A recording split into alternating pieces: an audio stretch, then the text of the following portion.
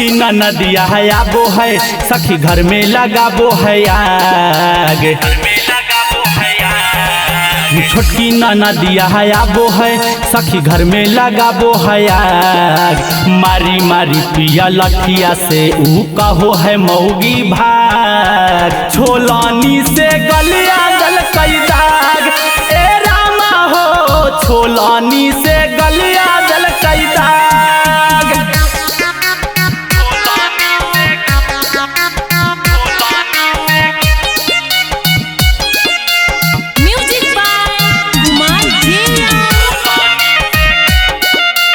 Presented by Fast Music Magahi।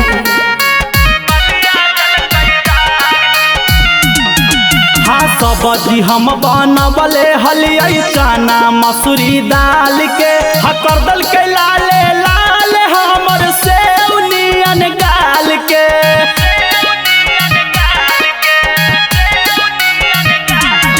हाँ सब्जी हम बनबले हलिया चना मसूरी दाल के हकर दल के लाले लाल हमर सेव नियन गाल के। ऐसन मरल कहीं मरिया सखी अभीले पड़ल है छाल।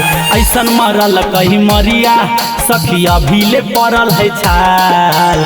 मारी मारी के लठिया पियावा कहो है मौगी भाग। छोलानी से गलिया जल कई दाग ए रामा हो छोलानी से गलिया जल कई दाग।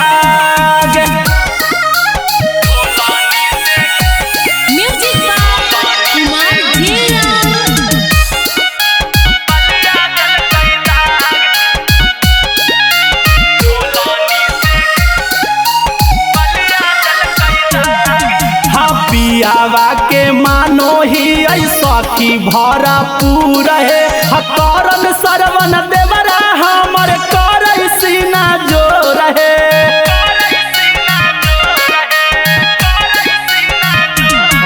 हाँ पियावा के मानो ही सखी भरा पूरा है करन सरवन देवरा हमर सौखवा से चू रहे।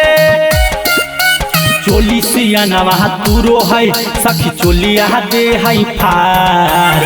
चोली सियानवा तूरो है सखी चोलिया दे है फार। मारी मारी पिया लठिया से ऊ कहो है मौगी भाग। छोलानी से गलिया जल कई दाग ए रामा हो छोलानी से गलिया जल कई दाग।